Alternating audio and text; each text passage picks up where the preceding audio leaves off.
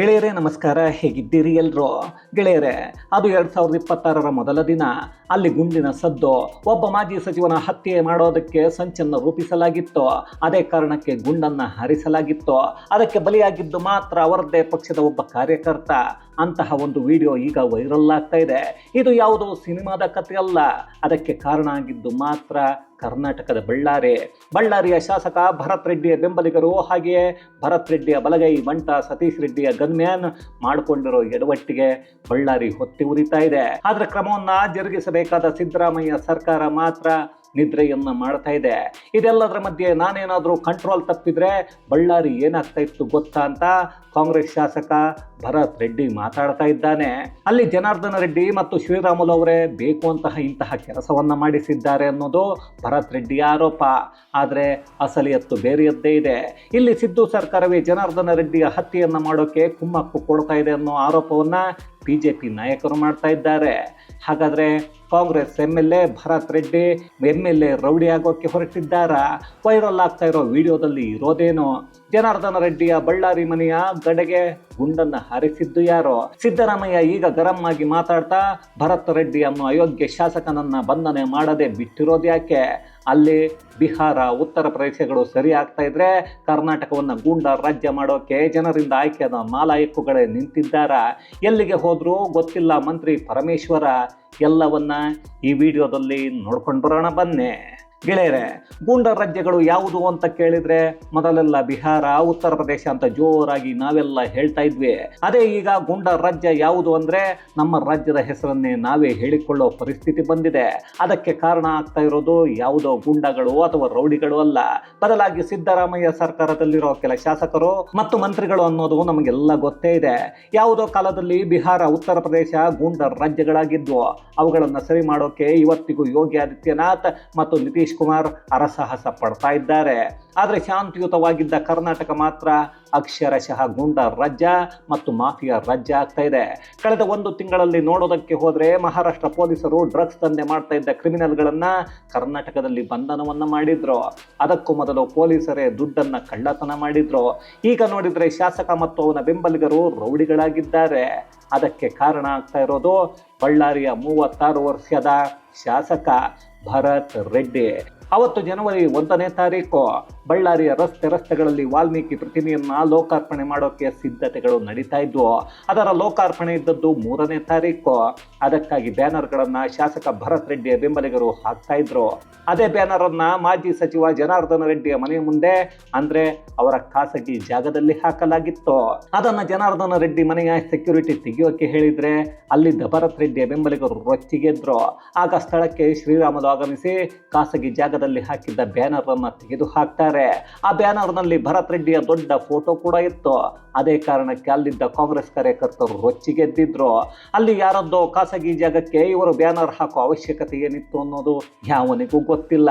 ಅದರಲ್ಲೂ ಜನಾರ್ದನ ರೆಡ್ಡಿಯ ಮೇಲಿನ ದ್ವೇಷಕ್ಕೆ ಇಂಥದ್ದೊಂದು ಬ್ಯಾನರ್ ಹಾಕೋದಕ್ಕೆ ಮುಂದಾಗಿದ್ರು ಅನ್ನೋದನ್ನ ಹೇಳಲಾಗ್ತಾ ಇದೆ. ಅದಕ್ಕೆ ಕಾರಣ ಅಂದ್ರೆ ಅಲ್ಲಿ ಯಾವಾಗ ಬ್ಯಾನರ್ ತೆಗೆಯಲಾಗುತ್ತೋ ಇದ್ದಕ್ಕಿದ್ದ ಹಾಗೆ ಅರ್ಧ ಗಂಟೆಯಲ್ಲಿ ಸುಮಾರು 5,000ಕ್ಕೂ ಹೆಚ್ಚು ಜನರು ಅಲ್ಲಿ ಸೇರಿದ್ರು ಅನ್ನೋದನ್ನ ಅಂದಾಜು ಮಾಡಲಾಗ್ತಾ ಇದೆ. ಅದಾದ ನಂತರ ಅಲ್ಲಿಗೆ ಶ್ರೀರಾಮುಲು ಮತ್ತು ಜನಾರ್ದನ ರೆಡ್ಡಿಯ ಬೆಂಬಲಿಗರು ಕೂಡ ಜಮಾವಣೆ ಆಗಿದ್ರು. 2 ಗುಂಪುಗಳು ದೊಣ್ಣೆಗಳನ್ನ ಹಿಡ್ಕೊಂಡು ಹೊಡೆದಾಟಕ್ಕೆ ಸಿದ್ಧತೆ ಮಾಡಿಕೊಂಡು ಬಂದಿದ್ವು ಅನ್ನೋ ವರದಿಗಳು ಬರ್ತಾ ಇವೆ. ಅದೇ ಸಮಯದಲ್ಲಿ ಭರತ್ ರೆಡ್ಡಿ ಆಪ್ತ ಬಲಗೈ ಬಂಟ ಸತೀಶ್ ರೆಡ್ಡಿಯ ಗನ್ಮ್ಯಾನ್ ನಿಂದ ಗುಂಡುಗಳು ಮಾಜಿ ಸಚಿವ ಜನಾರ್ದನ್ ರೆಡ್ಡಿಯ ಮನೆ ಕಡೆಗೆ ಹಾರಿದ್ವು. ಆ ಸಮಯದಲ್ಲಿ ಜನಾರ್ದನ್ ರೆಡ್ಡಿ ಮನೆಯಲ್ಲೇ ಇದ್ರು. ಅದೇ ಕಾರಣಕ್ಕೆ ಜನಾರ್ದನ ರೆಡ್ಡಿಯ ಹತ್ಯೆಯನ್ನ ಮಾಡೋಕೆ ಶಾಸಕ ಭರತ್ ರೆಡ್ಡಿ ಮತ್ತು ಬೆಂಬಲಿಗರು ಮುಂದಾಗಿದ್ರು ಅನ್ನೋದನ್ನ ಬಿಜೆಪಿ ನಾಯಕರು ಹೇಳ್ತಾ ಇದ್ದಾರೆ. ಅದಕ್ಕೂ ಮೊದಲು ಭರತ್ ರೆಡ್ಡಿಯ ಬೆಂಬಲಿಗರು ಸುಮಾರು 7-8 ಜನರು ಗಾಳಿಯಲ್ಲಿ ಗುಂಡನ್ನ ಹಾರಿಸಿದ್ದಾರೆ ಅನ್ನೋದು ಗೊತ್ತಾಗ್ತಾ ಇದೆ. ಆ ಗುಂಡಿಗೆ ಬಲಿಯಾಗಿದ್ದು ಮಾತ್ರ ರಾಜಶೇಖರ್ ಅನ್ನೋ ಅಮಾಯಕ. ಇಲ್ಲಿ ಅವನೊಬ್ಬ ಕಾಂಗ್ರೆಸ್ ಕಾರ್ಯಕರ್ತ ಆಗಿದ್ರು. ದೊಡ್ಡವರ ರಾಜಕೀಯ ನಾಟಕಕ್ಕೆ ಬಲಿಯಾಗೋದು ಸಾಮಾನ್ಯ ಜನರು ಅನ್ನೋದು ಮತ್ತೊಮ್ಮೆ ಸಾಬೀತಾಗ್ತಾ ಇದೆ. ಈಗ ಅದೇ ವಿಡಿಯೋವನ್ನ ಬಿಜೆಪಿ ಜನರ ಮುಂದಿಟ್ಟು ಜನಾರ್ದನ ರೆಡ್ಡಿ ಅವರ ಹತ್ಯೆ ಮಾಡೋಕೆ ಕಾಂಗ್ರೆಸ್ ಸರ್ಕಾರವೇ ಕುಮ್ಮಕ್ಕನ್ನ ಕೊಡ್ತಾ ಇದೆ. ಸಿದ್ದರಾಮಯ್ಯ ಅವರೇ ಇದಕ್ಕೆಲ್ಲ ಕಾರಣ ಅಂತಿದ್ದಾರೆ. ಘಟನೆಯಾಗಿ 1 ದಿನ ಆದರೂ ಯಾರನ್ನು ಬಂಧನ ಮಾಡಿಲ್ಲ. ಇಲ್ಲಿ ಗಲಭೆಗೆ ಕಾರಣ ಆಗಿರೋ ಶಾಸಕ ಭರತ್ ರೆಡ್ಡಿಯ ಬಂಧನ ಆಗಬೇಕು, ಅವನ ಬೆಂಬಲಿಗರ ಬಂಧನ ಆಗಬೇಕು ಅಂತಿದ್ರೆ ಬಳ್ಳಾರಿಯ ಶಾಸಕ ಭರತ್ ರೆಡ್ಡಿ ಮಾತ್ರ ಅಯ್ಯೋ ನಾನು ಕಂಟ್ರೋಲ್ ತಪ್ಪಿದ್ರೆ ಬಳ್ಳಾರಿ ಏನಾಗ್ತಾ ಇತ್ತು ಅನ್ನೋದು ಯಾರಿಗೂ ಗೊತ್ತಿಲ್ಲ, ಅದನ್ನು ಹೇಳೋದಕ್ಕೂ ಆಗಲ್ಲ, ನನ್ನ ಜೊತೆ 5,000 ಜನರು ಇದ್ರು. ಬಳ್ಳಾರಿಯಲ್ಲಿ ವಾಲ್ಮೀಕಿ ಪುತ್ಥಳಿಯ ಪ್ರತಿಷ್ಠಾಪನೆ ಮಾಡಬಾರದು ಅನ್ನೋ ಕಾರಣಕ್ಕೆ ಜನಾರ್ದನ ರೆಡ್ಡಿ ಇಂತಹ ಘಟನೆ ನಡೆಯೋ ಹಾಗೆ ಮಾಡಿದ್ದಾರೆ. ಇದಕ್ಕಾಗಿ ಕಳೆದ 1 ತಿಂಗಳಿಂದ ಏನೆಲ್ಲ ತಯಾರಿಗಳು ಬೇಕು ಅವುಗಳನ್ನ ಮಾಡಿಕೊಂಡಿದ್ದಾರೆ.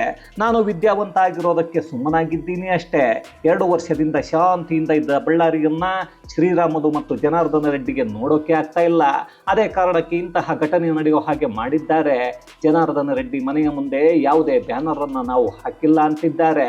ಅಲ್ಲಿ ಇನ್ನು ಕೆಲ ಬುದ್ಧಿವಂತರು ಹೇಳ್ತಾ ಇರೋದು, ಜನಾರ್ದನ ರೆಡ್ಡಿಯ ಮುಂದೆ ಬ್ಯಾನರ್ ಅನ್ನ ಇಟ್ಟು ಅದನ್ನ ತೆಗೆದು ಹಾಕಿ ವಾಲ್ಮೀಕಿ ಫೋಟೋವನ್ನ ಕಾಲಿಂದ ತುಳಿದ್ರು.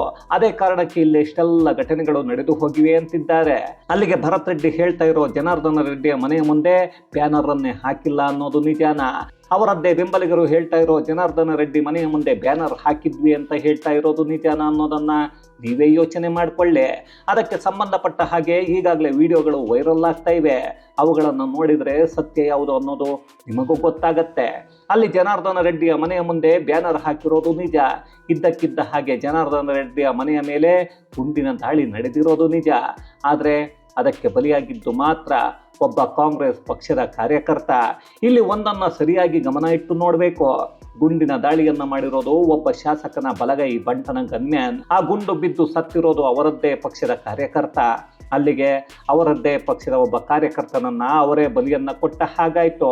ಯಾವುದೇ ಪಕ್ಷ ಆದ್ರೂ ಯಾವುದೇ ನಾಯಕ ಆದ್ರೂ ಅವರವರ ರಾಜಕೀಯ ತೆವಲುಗಳಿಗೆ ಬಲಿಯನ್ನ ಕೊಡೋದು ಅಮಾಯಕ ಜನರನ್ನ ಮಾತ್ರ.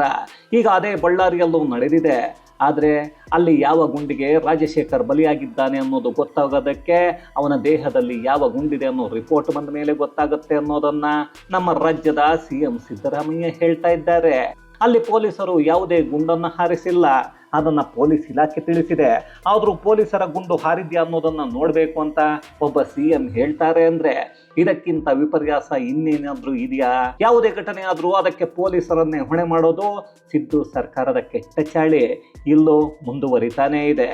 ಜೊತೆಗೆ ಬಾಯಿಗೆ ಬಂದ ಹಾಗೆ ಮಾತಾಡ್ತಾ ಇದ್ದ ಶಾಸಕ ಭರತ್ ರೆಡ್ಡಿಯ ವಿರುದ್ಧ ಸಿದ್ದರಾಮಯ್ಯ ಈಗ ರೊಚ್ಚಿಗೆದ್ದು ಅಯ್ಯೋ ಅವನನ್ನು ಮುಚ್ಚಿಕೊಂಡು ಇರೋದಕ್ಕೆ ಹೇಳಿ ಅಂತ ಕೆಲ ಹಿರಿಯ ಶಾಸಕರನ್ನ ಬಳ್ಳಾರಿಗೆ ಕಳಿಸಿ ಮಾತುಕತೆಗಳನ್ನು ನಡೆಸೋಕೆ ಹೇಳಿದ್ದಾರೆ. ಆದರೆ ಒಬ್ಬ ವ್ಯಕ್ತಿಯ ಪ್ರಾಣ ಹೋಗಿದ್ರು ಇಲ್ಲಿ ಶಾಸಕನ ಜೊತೆ ಮಾತುಕತೆ ನಡೆಸೋಕೆ ಹಿರಿಯ ನಾಯಕರನ್ನ CM ಕಳಿಸ್ತಾರೆ ಅಂದರೆ ಇದನ್ನ ಕರ್ಮ ಅಂತ ಹೇಳಬೇಕು, ಇಲ್ಲ ಅಂದರೆ ನಾಟಕ ಅಂತ ಕರಿಬೇಕೋ ಗೊತ್ತಿಲ್ಲ. ಇನ್ನು ನಮ್ಮ ರಾಜ್ಯದ ಗೃಹಚಾರ ಮಂತ್ರಿ ಅಲಿಯಾಸ್ ಗೊತ್ತಿಲ್ಲ ಮಂತ್ರಿ ಪರಮೇಶ್ವರ್ ಎಲ್ಲಿದ್ದಾರೆ ಅನ್ನೋದು ಗೊತ್ತಿಲ್ಲ. ಈ ಘಟನೆಗೆ ಸಂಬಂಧಪಟ್ಟ ಹಾಗೆ ಯಾವುದೇ ಪ್ರತಿಕ್ರಿಯೆಯನ್ನ ನಾವು ವಿಡಿಯೋ ಮಾಡೋವರೆಗೂ ಕೊಟ್ಟಿರೋದು ಗಮನಕ್ಕೆ ಬಂದಿಲ್ಲ. ಅಪ್ಪಿತಪ್ಪಿ ಅವರು ಕೊಟ್ಟಿದ್ರು, ನನಗೆ ಏನೂ ಗೊತ್ತಿಲ್ಲ, ಅದರ ಬಗ್ಗೆ ವರದಿಯನ್ನು ತರಿಸಿಕೊಳ್ತೀನಿ, ಆಮೇಲೆ ನೋಡ್ತೀನಿ ಅಂತಿರ್ತಾರೆ ಅಷ್ಟೇ ಬಿಡಿ. ಇದೆಲ್ಲ ಸರಿ. ಆದರೆ ದ್ವೇಷ ಭಾಷಣಕ್ಕೆ ಕಾನೂನು ತಗೊಂಡು ಬಂದಿರೋ ಸಿದ್ದರಾಮಯ್ಯ ಸರ್ಕಾರ ಇಂತಹ ಕುಕೃತ್ಯಗಳನ್ನು ತಡೆಯೋಕೆ ಯಾಕೆ ಕ್ರಮಗಳನ್ನು ತೆಗೆದುಕೊಳ್ತಾ ಇಲ್ಲ? ಅಲ್ಲಿ ಶಾಸಕ ಭರತ್ ರೆಡ್ಡಿ ಮಾಧ್ಯಮಗಳ ಮುಂದೆ ನಾನು ಏನು ಮಾಡಬೇಕು ಅನ್ನೋದು ಗೊತ್ತಿದೆ, ನಾನು ನೋಡಿಕೊಳ್ತೀನಿ ಅನ್ನೋದನ್ನು ಮಾತಾಡಿದ್ರು. ಅದರ ಅರ್ಥ ಏನು? ಇವನು ಯಾವ ಸೀಮೆಯ ಶಾಸಕ ಅನ್ನೋದು ನನಗಂತೂ ಗೊತ್ತಾಗ್ತಾ ಇಲ್ಲ. ಒಳ್ಳೆ ರೌಡಿಯ ಹಾಗೆ ಆಡ್ತಾ ಇದ್ದಾನೆ. ಎಲ್ಲವನ್ನ ಸರಿಯಾಗಿ ಗಮನ ಇಟ್ಟು ನೋಡಿ. ಆ ದಿನ ಬಳ್ಳಾರಿಗೆ ಮಾಜಿ ಸಚಿವ ಜನಾರ್ದನ ರೆಡ್ಡಿ ಬರ್ತಾರೆ ಅನ್ನೋದು ಗೊತ್ತಿರುತ್ತೆ. ಅದೇ ಸಮಯದಲ್ಲಿ ಶಾಸಕ ಭರತ್ ರೆಡ್ಡಿಯ ಫೋಟೋ ಇರೋ ಬ್ಯಾನರ್ ಒಂದನ್ನ ಜನಾರ್ದನ ರೆಡ್ಡಿಯ ಮನೆಯ ಮುಂದೆ, ಅದರಲ್ಲೂ ಜನಾರ್ದನ ರೆಡ್ಡಿ ಅವರ ಜಾಗದಲ್ಲೇ ಹಾಕಲಾಗತ್ತೆ. ಅದನ್ನು ಶ್ರೀರಾಮುಲು ಬಂದು ತೆರವುಗೊಳಿಸೋಕೆ ಹೋದಾಗ ಇದ್ದಕ್ಕಿದ್ದ ಹಾಗೆ 4-5 ಸಾವಿರ ಜನರು ದೊಣ್ಣೆಯನ್ನು ಹಿಡಿದುಕೊಂಡು ಬರ್ತಾರೆ. ಅದಾದ ನಂತರ ಜನಾರ್ದನ ರೆಡ್ಡಿ ಮತ್ತು ಶ್ರೀರಾಮುಲು ಬೆಂಬಲಿಗರು ಅಲ್ಲಿಗೆ ಬರ್ತಾರೆ. ಒಂದು ಕಡೆ ಅಲ್ಲಿ ಜನರು ಹೊಡೆದಾಡ್ತಾ ಇದ್ರೆ, ಇನ್ನೊಂದು ಕಡೆ ಭರತ್ ರೆಡ್ಡಿ ಆಪ್ತ ಸತೀಶ್ ರೆಡ್ಡಿಯ ಗನ್ಮ್ಯಾನ್ನಿಂದ ಜನಾರ್ದನ ರೆಡ್ಡಿಯ ಮನೆಯ ಕಡೆಗೆ ಗುಂಡನ್ನು ಹಾರಿಸಲಾಗತ್ತೆ. ಇಲ್ಲಿ ಎಲ್ಲವನ್ನ ನೋಡ್ತಾ ಇದ್ರೆ ಬೇಕಂತಲೇ ಶಾಸಕ ಭರತ್ ರೆಡ್ಡಿ ಮಾಡಿಸಿದ್ದಾನ ಅಥವಾ ಕಾಂಗ್ರೆಸ್ ಸರ್ಕಾರವೇ ಗುಂಡ ಸರ್ಕಾರ ಆಗ್ತಾ ಇದೆಯಾ ಅನ್ನೋದನ್ನ ಅದ್ಯಾರೋ ಗೊತ್ತಿಲ್ಲ, ಪರಮೇಶ್ವರ ಹೇಳಬೇಕು. ಈಗ ಸದ್ಯಕ್ಕೆ ಯಾರ ವಿರುದ್ಧ ಕೂಡ FIR ದಾಖಲಾಗಿಲ್ಲ. ಅಲ್ಲಿ ಸತೀಶ್ ರೆಡ್ಡಿ ವಿರುದ್ಧ, ಶಾಸಕ ಭರತ್ ರೆಡ್ಡಿ ವಿರುದ್ಧ ಕೇಸುಗಳು ದಾಖಲಾಗಬೇಕು. ಜನಪ್ರತಿನಿಧಿಗಳು ರಾಜರಲ್ಲ, ಇಲ್ಲಿ ಜನರ ಭಿಕ್ಷೆಯಿಂದ ಬದುಕೋ ಬಡ್ಡಿ ಮಕ್ಕಳು ಅನ್ನೋದನ್ನ ಮರಿಬಾರ್ದು. ಯಾವ ಜನರು ಇವರಿಗೆಲ್ಲ ಅನ್ನವನ್ನ ಹಾಕ್ತಾರೋ ಅವರನ್ನೇ ಗುಂಡಿಟ್ಟು ಹತ್ಯೆಯನ್ನ ಮಾಡಿ, ಅಥವಾ ಅವರದ್ದೇ ಪಕ್ಷದವರಿಂದ ಹತ್ಯೆ ಆಗಿದ್ರೆ ಭರತ್ ರೆಡ್ಡಿ ಅನ್ನೋ ಲಾದಾಯಕ ಅಯೋಗ್ಯ ಶಾಸಕ ಹೇಳ್ತಾ ಇರೋದು ಮಾತ್ರ ನಮ್ಮ ಪಕ್ಷದ ಕಾರ್ಯಕರ್ತನ ಸಾವಾಗಿದೆ, ಅದಕ್ಕೆ ಕಾರಣ ಜನಾರ್ದನ ರೆಡ್ಡಿ ಅಂತಿದ್ದಾನೆ. ಸಾವು ಯಾವುದು, ಹತ್ಯೆ ಯಾವುದು ಅನ್ನೋದು ಗೊತ್ತಿಲ್ಲದ ಇವನ್ಯಾವ ಸೀಮೆಯ ಶಾಸಕ, ಅದ್ಯಾವ ವಿದ್ಯಾವಂತ ಅನ್ನೋದು ಯಾವನಿಗ್ರಿ ಗೊತ್ತು. ಈಗ ಕ್ರಮವನ್ನು ತೆಗೆದುಕೊಳ್ಳಬೇಕಾಗಿರೋ ಸಿದ್ದು ಸರ್ಕಾರ ವರದಿ ಬಂದರೂ ಯಾರನ್ನು ಬಂಧನ ಮಾಡೋ ಕೆಲಸವನ್ನ ಮಾಡಲ್ಲ. ಯಾಕಂದರೆ ಅಲ್ಲಿ ನಡೆದಿರೋ ಘಟನೆಯಲ್ಲಿ ಶಾಸಕ ಭರತ್ ರೆಡ್ಡಿಯ ಕೈವಾಡ ಇದೆ ಅನ್ನೋದನ್ನು ಅವನ ದುರಹಂಕಾರದ ಮಾತುಗಳೇ ಹೇಳುತ್ತವೆ. ಅವನ ವಯಸ್ಸು ಕೇವಲ 36 ವರ್ಷ. ಶಾಸಕ ಆದ ಮಾತ್ರಕ್ಕೆ ಎಲ್ಲರ ಬಗ್ಗೆ ಏಕವಚನದಲ್ಲಿ ಮಾತಾಡ್ತಾ ಬಳ್ಳಾರಿಯಲ್ಲಿ ಮತ್ತೊಮ್ಮೆ ಭಯದ ವಾತಾವರಣವನ್ನು ಸೃಷ್ಟಿ ಮಾಡ್ತಾ ಇದ್ದಾನೆ ಅನ್ನೋದು ಮೇಲ್ನೋಟಕ್ಕೆ ಕಾಣಿಸ್ತಾ ಇದೆ. ಮಾಧ್ಯಮದವರು ಮಾತನಾಡಿಸಿದ್ರು, ಅವರನ್ನು ಕೂಡ ಏಕವಚನದಲ್ಲೇ ಮಾತಾಡಿಸ್ತಾನೆ ಅಂದರೆ ಅವನ ದುರಹಂಕಾರ ಅದೆಷ್ಟರ ಮಟ್ಟಿಗೆ ಇರಬೇಕು. ರಾಜಕೀಯದಲ್ಲಿ ಅವನಿನ್ನೂ ಕೂಸು ಅನ್ನೋದನ್ನು ಮರೆತಿದ್ದಾನೆ ಅನಿಸುತ್ತೆ. ಅದೇ ಕಾರಣಕ್ಕೆ ಮೊದಲ ಸದ ಶಾಸಕ ಆದಾಗಲೇ ಹಾರಾಡೋಕ್ಕೆ ಶುರು ಮಾಡಿಕೊಂಡಿದ್ದಾನೆ. ಎಂತೆಂಥವರು ಮಣ್ಣಲ್ಲಿ ಮುಚ್ಚಿ ಹೋದ್ರು, ಕಣ್ಣಿಗೆ ಕಾಣಿಯಾದ್ರು. ಈ ರಾಜಕೀಯದಲ್ಲಿ ಯಾರು ಶಾಶ್ವತ ಅಲ್ಲ. ಇಲ್ಲಿ ಕೆಲವು ವಿಡಿಯೋಗಳು ಮತ್ತು ಪೊಲೀಸರ ಹೇಳಿಕೆಗಳನ್ನು ನೋಡ್ತಾ ಇದ್ರೆ ಭರತ್ ರೆಡ್ಡಿ ಮತ್ತು ಬೆಂಬಲಿಗರಿಂದ ಜನಾರ್ದನ ರೆಡ್ಡಿಯ ಹತ್ಯೆಗೆ ಸಂಚು ನಡೆದಿದೆಯಾ ಅನ್ನೋ ಅನುಮಾನಗಳು ಬರ್ತಾ ಇದೆ. ಆದರೆ ಅದನ್ನು ಸಿದ್ದು ಸರ್ಕಾರ ಸರಿಯಾದ ರೀತಿಯಲ್ಲಿ ತನಿಖೆ ಮಾಡಿಸಿ FIR ದಾಖಲು ಮಾಡುತ್ತಾ, ಇಲ್ಲ ಅಂದರೆ ಇನ್ನೂ 2.5 ವರ್ಷ ಎಲ್ಲ ಶಾಸಕರು ರೌಡಿಗಳ ಹಾಗೆ ಇರಿ ಅಂತ ಬಿಡ್ತಾರ ಅನ್ನೋದನ್ನು ಕಾದು ನೋಡಬೇಕು. ಒಬ್ಬ ಮಾಜಿ ಸಚಿವನಿಗೆ ಸುರಕ್ಷತೆ ಇಲ್ಲ, ಅವನ ಮೇಲೆ ಹಾಲಿ ಶಾಸಕ ಮತ್ತು ಅವನ ಬೆಂಬಲಿಗರು ಹತ್ಯೆಯನ್ನು ಮಾಡೋ ಕೃತ್ಯಕ್ಕೆ ಕೈ ಹಾಕ್ತಾರೆ ಅಂದರೆ ಜನಸಾಮಾನ್ಯರನ್ನ ಈ ಸರ್ಕಾರ ಅಥವಾ ಅದರ ಮಂತ್ರಿಗಳು ಯಾವ ರೀತಿ ಕಾಪಾಡ್ತಾರೆ ಅನ್ನೋದು ಆ ದೇವರಿಗೆ ಗೊತ್ತು. ಮತವನ್ನು ಹಾಕಿ ಗೆಲ್ಲಿಸಿದ್ದಕ್ಕೆ ಸಾಮಾನ್ಯ ಜನರು ಅನುಭವಿಸಲೇಬೇಕು, ಅನುಭವಿಸಿ ಅಷ್ಟೇ.